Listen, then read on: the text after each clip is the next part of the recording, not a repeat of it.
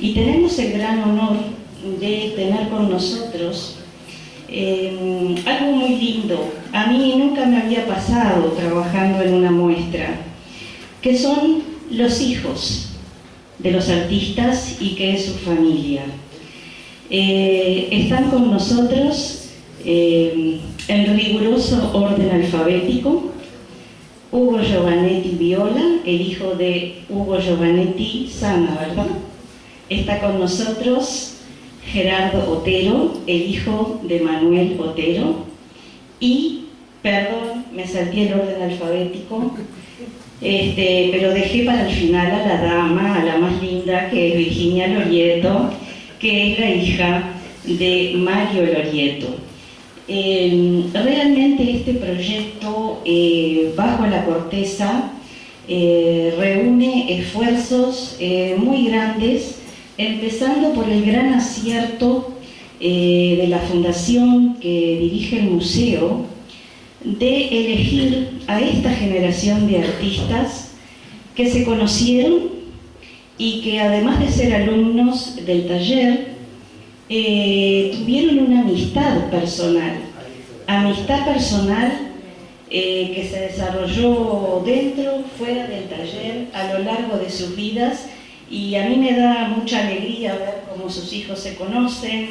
Siempre uno está preguntando, se pregunta un poquito qué es de la vida de los otros, y tenerlos aquí realmente es algo muy especial. Ellos colaboraron muchísimo, todos ellos cuidan y aman en el sentido más profundo que se puede amar la obra de sus padres, artistas. Separamos los aspectos personales. La verdad que ha sido un placer que nos dejaran hurgar y desnudarles los apartamentos, las casas, sacarles los archivos, llevarles fletes para reunir estas obras que en realidad cuando estuvieron todas juntas y con su diálogo y con su potencial, nos sorprendieron a todos en este maravilloso espacio, en esta sala temporaria creada por los aquí presentes, el arquitecto Lorente y Giordano, también aquí presente, a que realmente, muchachos, les quedó divina la sala. La luz cenital, ese espacio, la posibilidad de un pequeño entrepiso, permitió un despliegue y un diálogo, porque al principio no teníamos idea, digamos, cómo iban a estar todas esas obras juntas, porque habíamos estado en la casa de los Lorieto, porque también está Andrea, que Andrea es la nieta de Mario Lorieto, es otra de las custodias de la obra de su abuelo, y lo hace muy bien. Nos entregó las obras con un fichero que ningún museo creo que lo usa tan perfecto, muy clasificado, con un gran amor por todos esos objetos. Y realmente entramos a la casa de Otero, una casa que estaba cerrada por bastante tiempo. Era la casa donde él vivía, donde tenía el taller. Gerardo me dio la oportunidad, pude estar en el taller de Otero, que lo tiene tal cual, ¿no? Casi. No puede faltar la foto del maestro Torres, por supuesto, la mesa, los libros. El taller, por supuesto, de Deliotti es el que tuve más oportunidad de frecuentar porque está activo. Y Ugo Giovannetti, realmente ha sido un placer. Todas las vivencias, los cuentos que recuerda con una memoria afectiva y muy especial hacia cuando él era pequeño, y así como Lorente contaba que él vio tal cosa, también después es muy interesante escuchar lo que ellos también vieron de sus padres. Aquí tenemos, bueno, para que, Pali, no te vayas a pensar que te copié, pero Eso es una técnica. Esa no la tenés, bueno, las otras ya las vimos en la ponencia de Pali, son unas obras en madera de torres para entrar en ambiente que no están acá en Montevideo, lamentablemente, están en museos europeos, hay uno creo que es de Reina Sofía, otro está, en fin, son obras que están, adelante por favor, que están, esta la mostraste, ¿sí? Y, no, parada mejor, y otra más. Ahí va, y esta que la cambio, esa es una, sí, realmente la elegí porque ya Lorente explicó las cualidades hermosas de esa sencillez de esa obra. Y bueno, ahora sigue el siguiente. Bueno, esta es una foto parcial, también cortada por motivos técnicos, pero no importa porque lo tenemos arriba en la sala, de una visión parcial de obras conjuntas de estos artistas que estamos nombrando. Y es importante, quise mostrarle esas maderas de torres después de esa clase tan maravillosa que recibimos de parte de Lorente, de toda esa historia tan hermosa de la madera como arte, que esto es hijo de todo aquello. Y es muy lindo encontrar en el Uruguay cosas que pocos países tienen. Una tradición de una escuela de arte que tiene sus definiciones, como muy bien nos explicó claramente a lo largo de toda su exposición Lorente, sus principios, sus reglas que van más allá de una fórmula, sino que obedecen a conceptos mucho más generales y universales. Adelante, por favor. Bueno, este es otro préstamo que nos hizo el arquitecto Lorente para este trabajo, que está en el catálogo. Allí tienen ustedes una imagen de dónde era el taller, en el Ateneo, en el sótano del Ateneo. Y la obra que aparece justamente en el recuadro amarillo y la flecha es la que se encuentra acá, que justamente es de la colección de Lorente, que es una maravillosa obra de Giovanetti. Lo que nosotros intentamos hacer en esta muestra debajo de la corteza, además de justamente mostrar el gran legado del taller y todo eso, fue una mirada también antropológica hasta al fenómeno de la asistencia de estos artistas al taller y de su amistad personal. ¿Eso qué quiere decir? Adelante. Bueno, acá tenemos una de las piezas documentales claves, que fue una investigación y un hallazgo de Virginia Lorieto. Esta es una foto maravillosa de un diario, como ustedes ven. Bueno, acá tiene Photoshop a montones, porque el recorte es así. Ustedes recuerdan que por los años 60, 70, en los diarios nuestros no habían espacios muy grandes para, digamos, lo artístico. Se anunciaban las exposiciones, podían haber críticas, pero eran muy pocas las fotografías. Bueno, esta joyita apareció de maravilloso archivo de Lorieto. Yo no sé si tiene que ver algo, Virginia, con su forma de ser, si es algo heredado, si es algo personal, pero la prolijidad de ese archivo me pareció impresionante encontrar repartidos originales de la época en que iban al taller.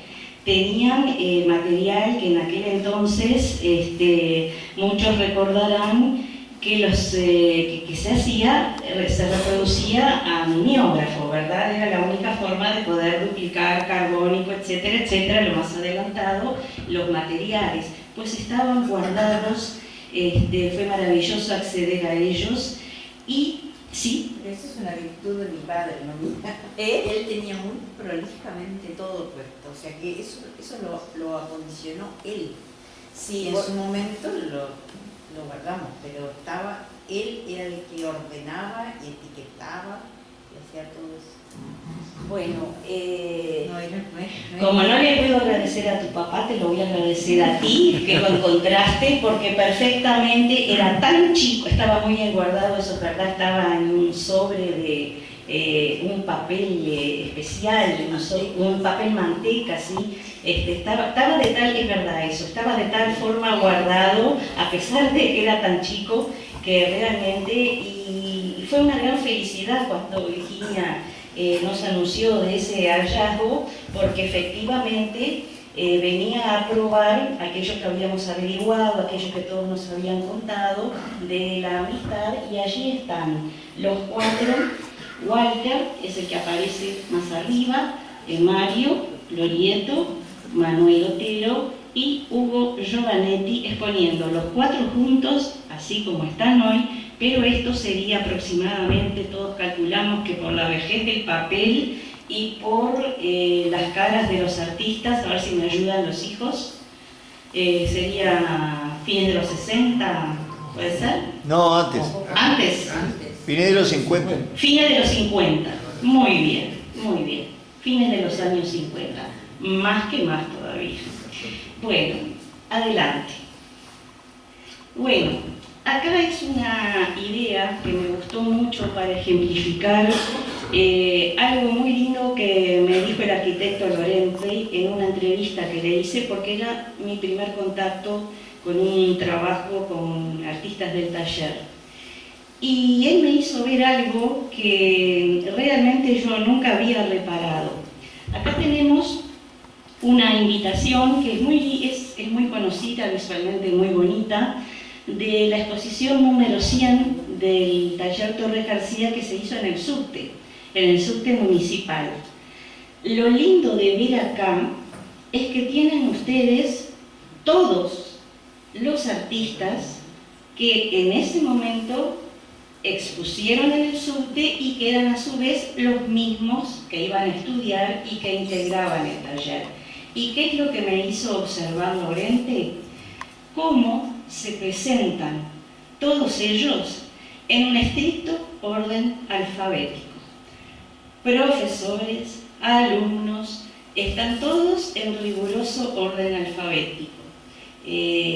Allí ven ustedes al Puy, bueno, como le toca la A, siempre es afortunado, pero aparece junto con otros alumnos, está el Sandrada también, ven, todos son nombres hoy en día muy conocidos.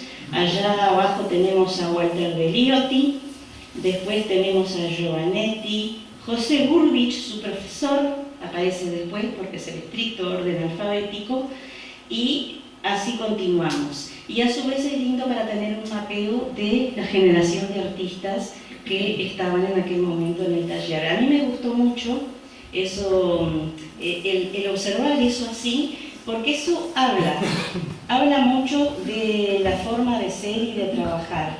No nos pudo acompañar hoy Ernesto Vilas, que también integró el taller los últimos años, y él tiene una teoría bastante especial que a mí me gustó mucho escucharla.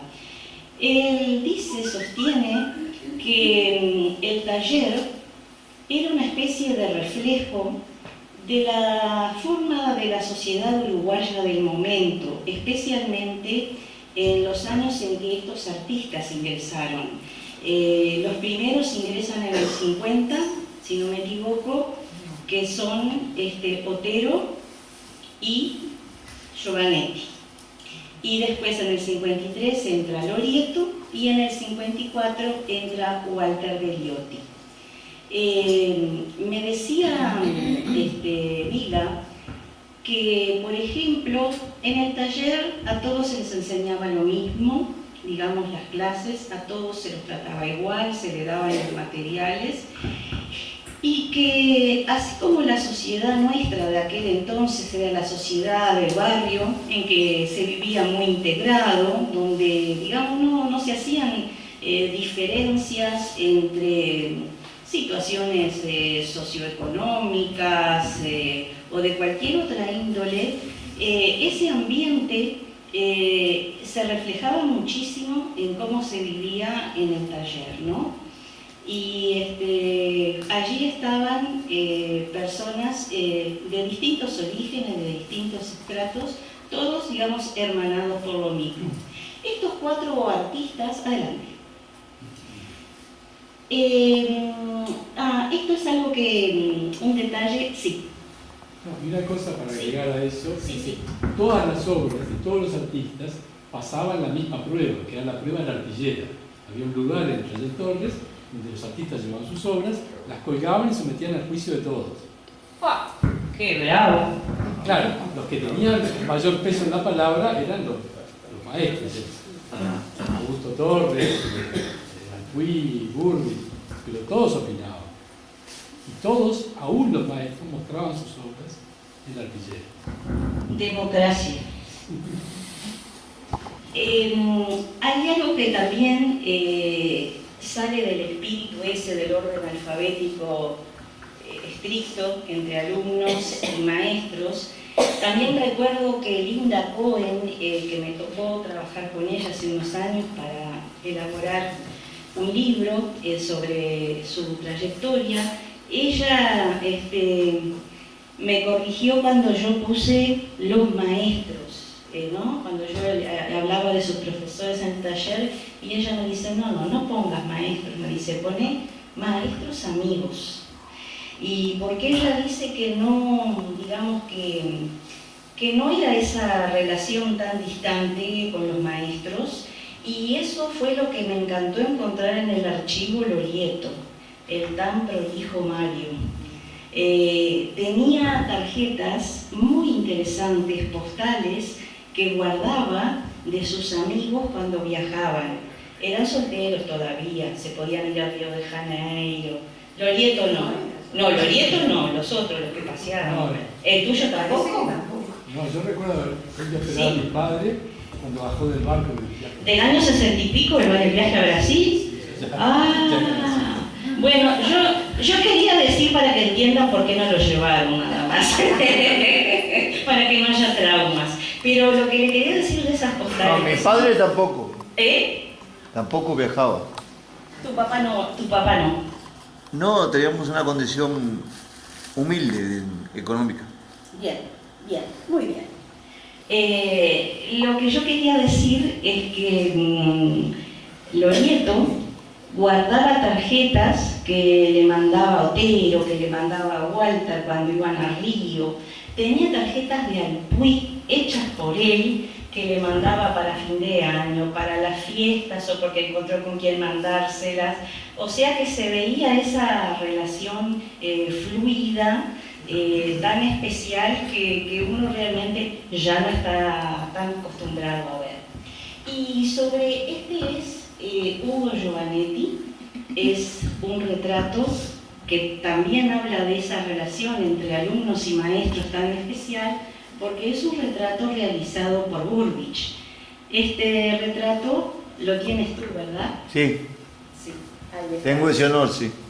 Y es un extraordinario retrato donde mi padre tenía 34 años, porque es del 19, y yo no sé cómo hizo Burbich, pero aparece joven y viejo mi padre ahí. Es rarísimo, porque era mucho más joven cuando yo veo las fotos de la época, y parece la misma edad que tenía en el 53 que la que tuvo cuando se fue de este mundo en el 79. Mirá qué interesante. Es casi igual. ¿Cómo logró ese enfoque casi de esencial? En realidad yo te tengo que confesar un secreto. Desde que se divulgó en el catálogo este retrato, he escuchado comentarios de muchas personas y mucha gente que conoce mucho el retrato de Burbich. Me dicen que es de los mejores que han visto. A mí siempre me lo han dicho. Y hubo un momento trágico en la familia, como en todas las familias, en que estuve a punto de desprenderme de él. Y uno de mis maestros de vida, Manuel Espínola Gómez, nada menos, que no tenía nada que ver con la escuela Torres Garciana, pero que para mí es del mismo tamaño, me dijo: no lo vendés, primero porque es un gran retrato y segundo porque es tu viejo, carajo. Y no lo vendí. Hiciste muy bien, la verdad que todos te lo agradecemos porque realmente ha causado impacto este retrato en la difusión a través del catálogo. Nadie se queda indiferente con él. Adelante. Bueno, después vamos a entrar un poquitito hablando de esa amistad, hablando de cómo se vivía en el taller. Vamos un poquito a trazar los perfiles de cada uno de estos artistas. Walter, que estaría él hablando con ustedes ahora de Liotti, adelante. Esa es le puse, como hay mucha madera, le puse un poquito de alguna pintura. Adelante.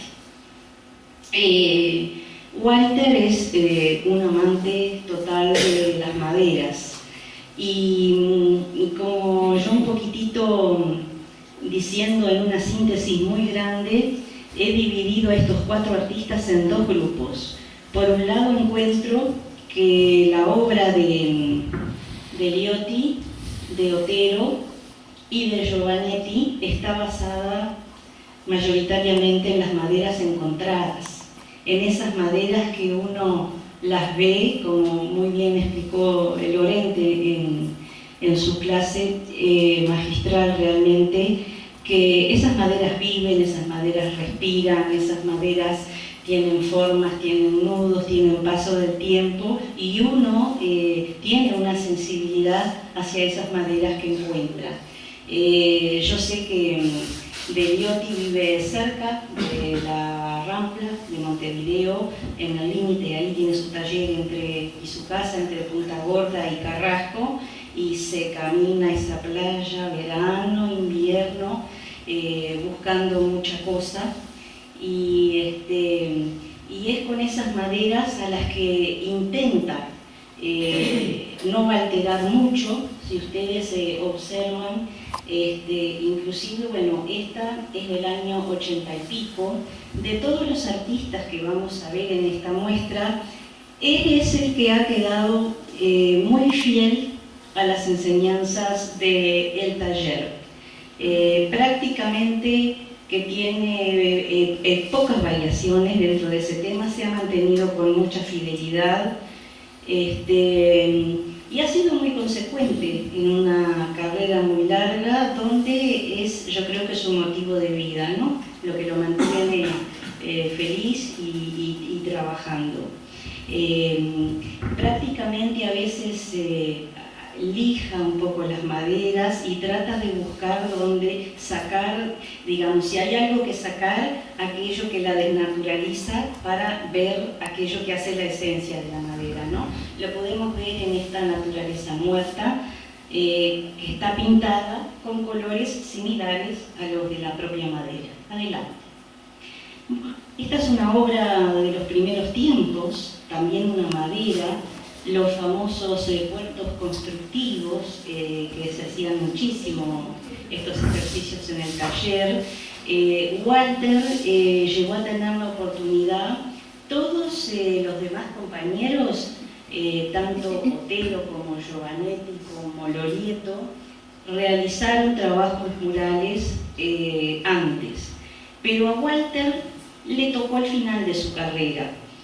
Prácticamente, recién en el año 2013 fue que lo convocaron del Banco Central y tomó, no pero digamos un proyecto que tenía así de constructivo, de un puerto, e hizo un mural muy grande en el Banco Central, que ustedes lo pueden ver, está en el hall, está colocado allí y también es absolutamente de madera. Adelante. Acá tenemos otra arpillera característica del taller, además de aquella que tú te referías, que era la que hacía, digamos, de panel, ¿no? Donde había que colgarla. Y acá tuvimos un diálogo muy lindo entre esta obra de Liotti y una obra de Otero, que también utilizan la arpillera como fondo, completamente distintas unas de otras. y las dos muy originales a su vez. ¿Por qué? Porque están como en tercera dimensión. Digamos, los objetos de madera salen más allá del plano de la obra y eso las vuelve bastante originales. Vamos a ver luego la obra de Otero es absolutamente abstracta, ¿no? Es una cabeza donde inclusive está el hallazgo de eso, de un hueso, ¿no? El de la cabeza, el hallazgo. El público preguntó de todo, que de qué era el hueso yo no supe contestar. La gente, viste, cuando... Encontrado. Y yo, fue lo que yo dije. Sé que lo encontró, que no mató a nadie para poner el hueso. Adelante. Bueno, acá son algunas imágenes de la obra, vamos a decir, como más distinta, en donde algo más se ha despegado Walter de las cosas que venía haciendo, y son unas figuras femeninas, son unas esculturas que son casi bidimensionales porque son altas pero son para ser vistas de frente.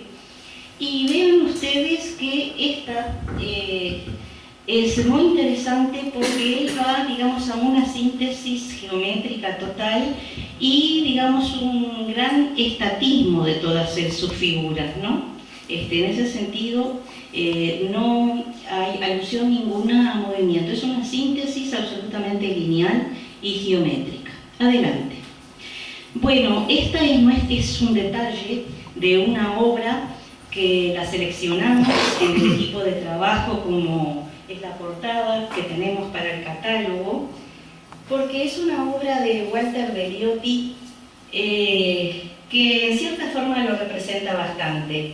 Es del año 2016, tiene 91 años, ya su vista no es la de siempre, pero logró una linda composición característica del taller.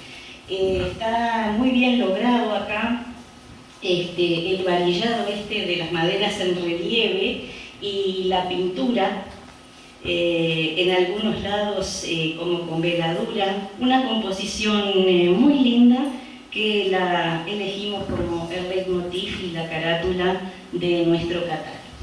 Bueno, acá tenemos a Ugo Giovannetti. ¿Quedaste conforme con esta foto? Sí. ¿Te gustó? Bueno, lo queríamos poner la más joven que conseguimos. Adelante. Bueno, esto aprendí, pero me gustaría más que lo cuente Hugo, su hijo. Ustedes seguramente oyeron hablar de Collier, ¿verdad? Joseph Collier es la figura del taller que todos conocemos más asociado a la aplicación del trabajo constructivo en el taller y la cerámica. Pero estudiando e investigando para este trabajo, me enteré cuáles fueron los comienzos de Collier. Y le voy a agradecer a Hugo que nos cuente, porque lo que yo escribí me lo contó todo su hijo, de cómo fueron los comienzos de Collier y Giovannetti con el trabajo en cerámica y la aplicación de los elementos constructivos. Bueno, muchas gracias. Es un honor, en primer lugar, haber aprendido a los 69 años cosas que pensaba que yo sabía ya con Lorente, porque toda la trayectoria del proceso de Torre-Garciano yo no lo tenía tan claro hasta el día de hoy, en el minuto de hoy. El trabajo de Sonia, que fue realmente antropológico, y en este caso poder narrar lo que viví. Yo nací en el 48, papi, le digo papi, como Jesús le decía al padre, Abba. No digo papá, digo papi, y no soy un boludo. En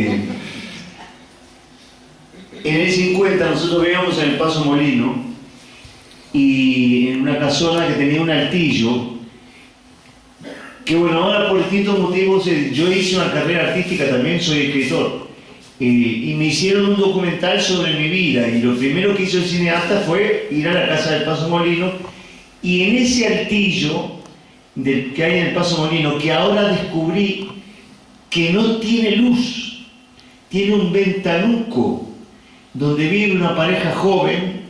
La casa está en semi-ruinas, Yo digo que nací allí. Nací en el 48, pero cuando papi entró en el 50 al Ateneo, donde le dijeron, porque él pintaba por la libre, pero no tenía facilidad, pero no tenía tradición, no tenía escuela. Entonces le dijeron, mira, allá en el Ateneo, en el sótano, quedó un taller donde un viejito loco formaba a jóvenes, y bueno, hubo quien dijo que los pervertía también. Tuvo el honor de recibir la acusación socrática. Y el señor Bernaza, que fue el que lo puso, se arrepintió demasiado tarde, porque se arrepintió en el año 58, en el día de haber escrito eso. O sea, Torres se murió sintiendo que lo acusaban de pervertidor de jóvenes. En un país que no tiene tradiciones místicas, pervertir a alguien significa introducirlo en la vocación de eternidad. Eso es lo que hizo Joaquín Torres García. Yo tenía 3, 4 años en aquel artillito y escuchaba decir que había que vivir en lo eterno. Y quedé tatuado para toda la vida, quedé tatuado. Y todavía hay gente, incluso dentro de mi familia, que dice que soy un delirante. O sea que la cosa no es fácil en estas repúblicas del sur. Y allí en Saltillo venía Collier, con su mansísimo rostro de recién emigrado, casado por poder con Carmen, que todavía estaba en España, y con papi hicieron, que yo sepa, tal vez paralelamente a Fonseca, las primeras experiencias de cerámica de lo que surgió, por ejemplo, esta pieza.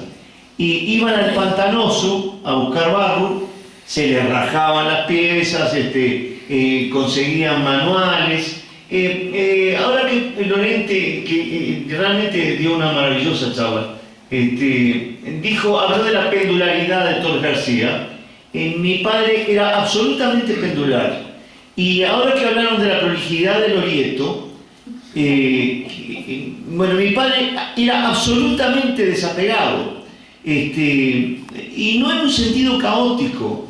Hemos quedado con poca obra, no las tenemos bien archivadas, cuidamos lo que podemos con mi hermano, no las hemos dividido, pero a mí hay algo que me maravilla en ese desapego de mi padre, que era un bajo perfil, que a veces daba ganas de decirle, bueno, no bajes tanto el perfil, pero realmente tenía un bajo perfil que mostraba algo, y lo voy a decir acá: mi padre era un santo.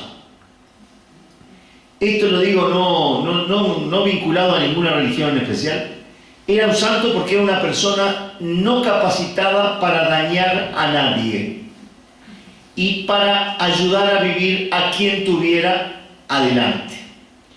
Entonces eso puede que haya incidido en ese bajo perfil tan grande que tuvo y en esa pendularidad, porque después que solucionaron con Collier el asunto de la cerámica, me acuerdo que ellos hicieron el primer horno en el taller, y cómo uno se puede olvidar, los domingos me llevaban al Ateneo, y mientras esperaban la hornada, esta escena está escrita en mi novela Morir con Aparicio, me tiraban penales con pelotitas de papel, y a Collier, que no estaba todavía con Carmen, le llegaba un anís del mono y una longaniza de Cataluña, y entonces ellos se tomaban unos anisitos y me tiraban penales, y uno estaba como en Marte. Claro, después que crecí me di cuenta, yo tenía 4 o 5 años. Y bueno, y mi padre abandonó eso. Si no hubiera sido por la investigación de Sonia, no hubiera salido a la luz, porque no es nada que sea injusto ni nada, simplemente yo veo que nunca se lo nombra la injerencia que tuvo, ese afán investigativo de mi viejo en experimentar pendularmente en diferentes cosas, y después desapegaba. Ya Collier siguió, se ha hecho legendario con el engobe, con todo, Y de papi yo creo que quedaron 3 o 4 piezas. Los presentes me pueden juzgar como también desapegado, y no me importa. Para contar una anécdota, ya que estamos acá en el templo de Burbich, contá quién iba a comer a la casa. Contalo del sopón, que me encanta. Y no iba solamente con hambre de absoluto. Y venía Burbich, cuando todavía tenía la cara finita, la del autorretrato legendario. Y mi abuela y mi madre, siempre había sopa en casa, de esas sopas caseras, sopones. Y cuando veían venir a Burbich a calentar sopa. Y yo me acuerdo, era muy chiquito, tengo pocos recuerdos, pero tengo recuerdos nítidos de ver a Burbich tomando la sopa, no solamente con hambre de absoluto. O sea que era un momento que estaba muy jugado a vivir de la pintura, ¿no? Estaba en el taller, pero todavía, yo no sé si en ese momento vivían en el conventillo del puerto, en el famoso conventillo del puerto, donde apareció un día Guillermo Fernández cuando dejó la carrera de abogacía. Se mandaba a mudar para el conventillo. Eso era realmente, para un uruguayo medio, montevideano medio, eran como marcianos. Y la propia Carmen Collier, cuando desembarcó, que todo el mundo gritó Carmen, y se dieron vuelta 10 mujeres, porque venían 10 españoles y se llamaban Carmen. La propia Carmen decía que qué persona encantadorísima que fue Carmen. Decía, y me llevaban a casas donde tenían todos unos símbolos parecidos, y yo decía, pero esto es una secta. Y si algo no tuvo, fue de secta. Los hijos de Lorieto y Otero lo pueden testimoniar. Hubo, sí, después, como en todos los grupos, funcionó una ortodoxia, bueno, con sus disparejidades. Pero acabamos de ver todo el proceso que yo no conocía las maderas ni de Alpuy, ni de Fonseca, ni la que tú mostraste, no las conocía. Caramba, ¿no? Si quedó establecida una tradición pictórica. Te voy a sacar el micrófono y después te lo voy a devolver. Bueno, la próxima.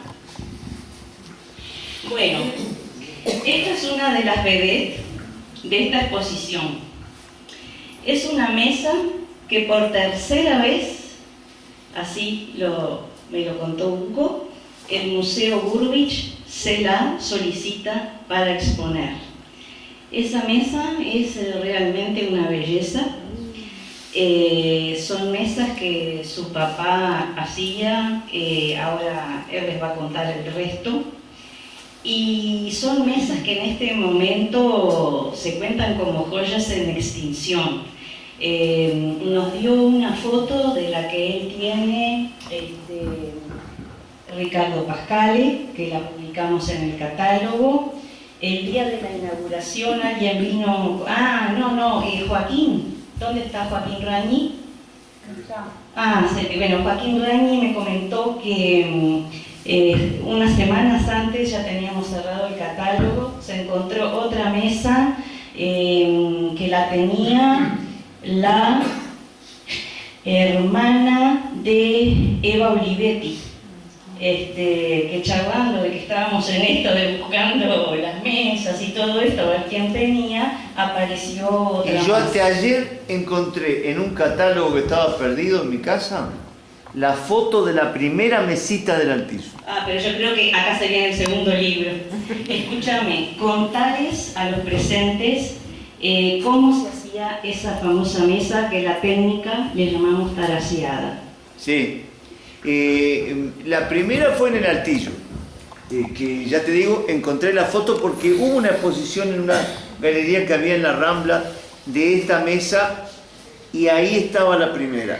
Después también hubo que venderla. Era una mesa chiquita, y la del Altillo. Y lo que se le ocurrió a mi padre fue respetar los colores naturales de la madera y bueno, y hacer un mosaico constructivo con maderitas de corte de mosaico bizantino. Entonces se hacían, ahí yo puse un montón de maderitas de esas que están ahí. Che, tu hermano dijo lo mismo, ¿es verdad? Tu hermano me dijo lo mismo. ¿Lo que? Que él también puso, ¿no? Sí, y un amigo... Yo también para sacar de verdad mentira, nada más. Y un amigo común, Fernán Pucurul, que pertenecía al MLN y fue dejado de sangrar a los 22 años, que era como hijo de mi padre. También hay maderitas puestas por Fernán Pucurul allí. Porque él armaba la estructura, la básica, los molinetes básicos, que es pino Brasil, ese amarillito. Entonces, después estaban dibujados el templo griego, el faro, el barco, la iglesia, estaban dibujados y tenían, era cedro, por ejemplo, que es el rojo. Y bueno, le costaba mucho. Él tenía muebleros amigos que le daban restantes de tacos. Y había un casillero con distintas maderitas, pinotea, que es rayadito.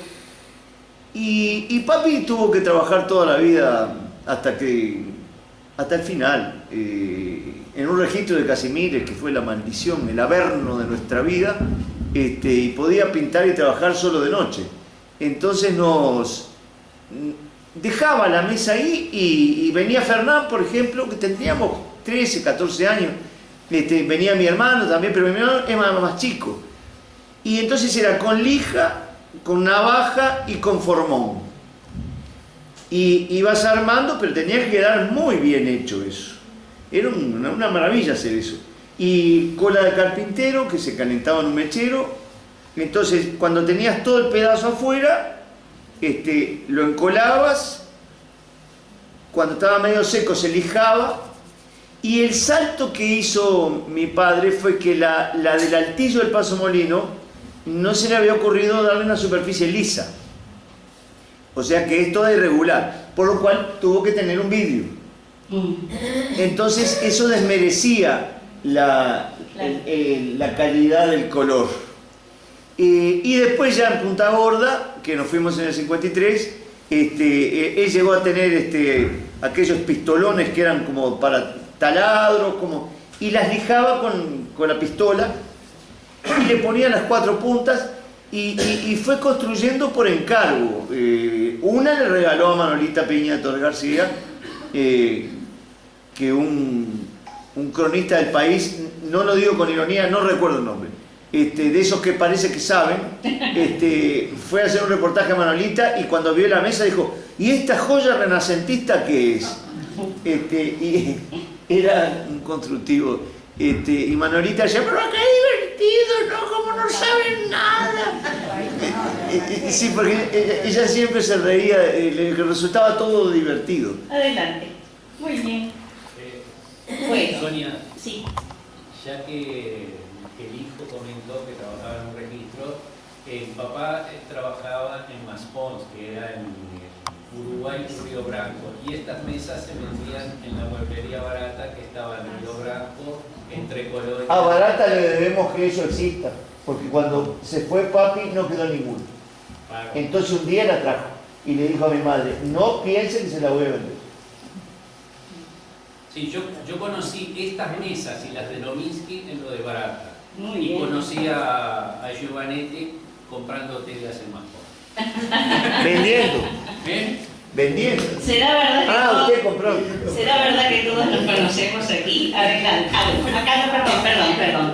Me olvidaba, bueno, estas son otras 2 grandes presencias en esta muestra, que son estas tallas de Giovanetti, que, bueno, cuando estamos haciendo esto a fines de esta charla, pero ver lo que son estas tallas, el trabajo que tienen, y esta particularmente me impresionó muchísimo cuando la vi. En primer lugar, por el pedazo de madera, que si ustedes las ven del otro lado, yo realmente la hubiera usado para caminarle por arriba, no, jamás se me hubiera, disculpen, yo no soy artista, no hubiera pensado que alguien podía pensar esto, proyectarlo en esta tabla.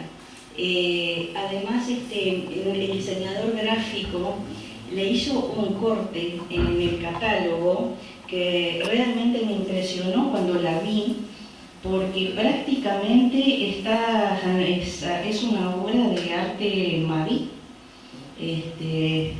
de marco recortado, absolutamente arte que nació embebido en las enseñanzas también de Torres, ¿no? Y que es el mayor orgullo de la vecina argentina, digamos, del arte propio, que ellos consideran del arte moderno propio. Realmente es una obra, acá está. Cuando yo vi, lo pueden ver en el catálogo, tenemos la obra entera y este corte en el diseño, que realmente es una obra absolutamente moderna, ¿no? Adelante. Bueno, Mario Lorieto, nuestro actor de cine italiano, amamos esta foto, por eso la pusimos. El artista también la amaba, era jovencito. La foto es preciosa porque se continúa en forma paisada y él saca la cabeza, es una puerta, ¿no? Es una puerta romana. Una puerta romana, ahí está, en Roma. Esto es por una exposición que él hizo en Roma y el catálogo tenía esta foto. Muy bien. Bueno, así que también tenemos esta foto realmente la mejor que tiene tu papá. Adelante. Bueno, iniciamos un poco todas las obras mostrando algo de la mano, porque verdad, frente a la dureza de la madera es lindo ver un poco la grafía de los artistas. Y a Lorieto casi todos los conocimos por su presencia en el arte urbano.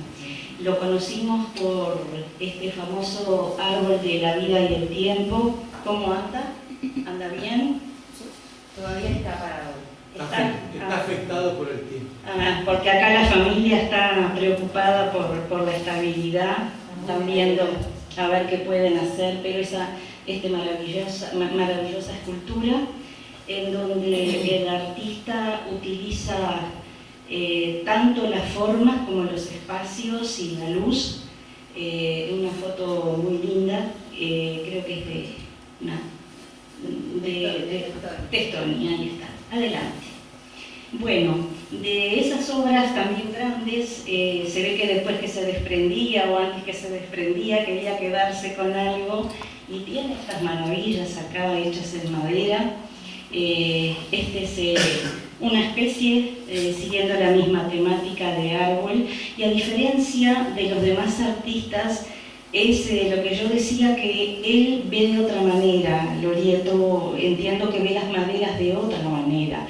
Tiene una construcción un poquito más mental, en el sentido de que él busca la pieza y después en los intersticios él crea los espacios y crea sus figuras y va creando sus temas. Adelante. Esta es la famosa manzana que está en el Parque de Esculturas. Mejor no hablemos de ese tema, que es bastante doloroso. El famoso, ¿se acuerdan? El parque, ¿lo conocen? Sí. Es el Parque de Esculturas que está en Boulevard Artigas, bastante abandonado, pero esa maravillosa manzana, ahora el parque no está tan lindo, pero cómo juegan los espacios, el verde. Y pasamos a la próxima. Tenemos acá en el museo esta belleza, ya falta menos, Virginia. Le deshicimos la casa, pobre, a ella y a Andrea. Les deshicimos la casa. En fin, esta obra impresionante, ¿verdad? Este corte de esta manzana tiene muchos trabajos orgánicos con frutas, vegetales. Ustedes lo pueden ver en la exposición. El famoso Italia Infinita, que yo voy mucho caminando de mi casa hasta allá y me detengo mucho mirando cómo se ve la obra, absolutamente diferente en distintos momentos del día, cuando la luz le viene de acá, le viene de allá, realmente que es apasionante. Adelante. Bueno, y acá tenemos otra de las características que decíamos. Muchas personas pensaron que se trataba de cerámica, sino estas son superposiciones de placas de la pesada madera que Lorieto las hace levitar. las hace levitar en planos de grandes espacios, y acá también tenemos estos elementos colgantes que son huesos y que yo lo vi en la casa de Andrea. Qué lindo que es en verano cuando abren las ventanas y se chocan, realmente las cuerdas se mueven, y es una obra que tiene su aspecto sonoro incluido. Adelante. Bueno, esta también es una obra muy grande, la tienen que ver, también es impresionante. Es un río visto de una perspectiva, están los elementos sísmicos que maneja con, digamos, varias superposiciones. Adelante. Manuel Otero. Manuel Otero, que nació en España y que vino de muy chiquitito aquí. Una linda foto también de Manuel Otero, que es Testoni. No le hacemos propaganda a Testoni, que quedó bien. Adelante. Bueno, Otero, personalmente, yo que entré al campo del arte uruguayo desde los museos y que entré por allá tardíamente en los años 80, obviamente que lo había oído nombrar, pero no conocía su obra. Fue un descubrimiento. Acá tenemos un trabajo constructivo, bien típico del taller, pero con una composición maravillosa. También es una obra que todo el mundo se ha parado frente a ella, donde, como dijimos, en todos los casos la madera está muy respetada, está pintada, pero solamente para resaltar el relieve. O sea, hay una armonía total donde lo que luce es la madera. Adelante. Esta es otra de esas obras en otra etapa, donde ya empieza a salir más de lo clásico que estaba haciendo, y aparece todo este tipo de construcciones. Adelante. Bueno, en un trabajo muy interesante que me hizo llegar Gerardo, en una exposición que Cecilia de Torres curó para España, Pontevedra, dice una frase que realmente es tal cual y que es muy interesante. Estas obras en madera que trabajaba Otero están pintadas con tiza y con cola, ¿verdad, Gerardo? Sí. Ahí está. Y eso hace que al ser blancas y al ser la madera en relieve, se produzca ese efecto tan interesante de las sombras. Y ella escribe, Cecilia de Torres, que justamente Otero dibuja con las sombras. Es realmente apasionante ver cuando uno ya ve unas de esas maderas pintadas de blanco, lo que él logra en una creación muy personal. Adelante. Bueno, esta fue una de mis preferidas, fue un amor a primera vista. Son dos palotes de amasar que hay en la casa de cualquier vecino, y donde uno ve un palote de amasar, un artista de otra cosa, ¿no? Yo le pregunté si hubo problema con la mamá, porque me dice que no, que ya eran palotes en desecho. Vean ustedes qué belleza estos palotes de amasar, una pareja humana. Digamos, las salvaderas superiores es la que utiliza para dar las facciones, y me matan esos alambres, y me mata ese resto de herramienta oxidada que es un brazo y que se puede tocar y que es móvil y que no se cae. Es realmente, para mí, es lo más con absolutamente lo menos, en un objeto de uso cotidiano. Adelante. Bueno, estas son las vedettes de un poco debajo de la corteza por el descubrimiento. Esta obra no se puso nunca, ¿verdad, Gerardo? Y ya que tú dijiste, Hugo, de que tu papá era de bajo perfil, me parece que el tuyo también. Sí, sí, definitivamente sí. A ver, mi padre a determinada altura de su vida optó por un perfil muy bajo. La exposición esa de Pontevedra, en realidad, y la intervención de Cecilia de Torres, fue a instancias de Julio Alcuí, que dijo, hay que hacer conocer esta obra, y bueno, por intermedio de contactos resultó que Cecilia Torres conocía al director del Museo de Pontevedra, mi padre es nacido en Pontevedra, ahí se hizo esa exposición, estas obras no fueron, pero ese fue, digamos, en los últimos 30 años quizás, la única exposición que hizo mi padre. No viene aquí al caso de por qué optó por el perfil bajo, pero es así. E incluso mi padre siempre decía, no hay que hablar de la obra, hay que dejar que la obra hable por sí misma. Yo creo que esta exposición ha permitido cumplir ese deseo de mi padre, a lo cual estoy muy agradecido.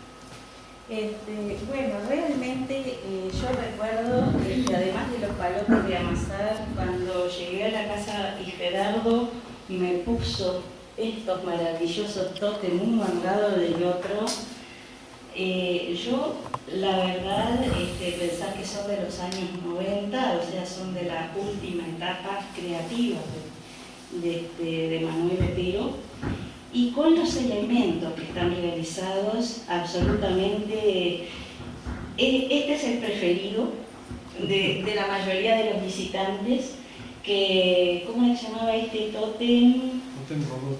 Tótem robot, que nosotros lo rebautizamos acá con los visitantes LT, porque le colocó, fíjense ustedes, con los elementos estos de las varillas, ¿no?, que son para sostener las ventanas, son los cuerpos de estos tótems impresionantes, y eso no sé si es la parte de una caja de fusible antigua, oxidada o qué.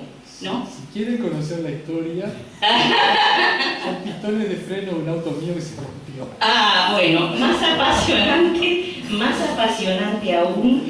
Bueno, este tótem te está mirando.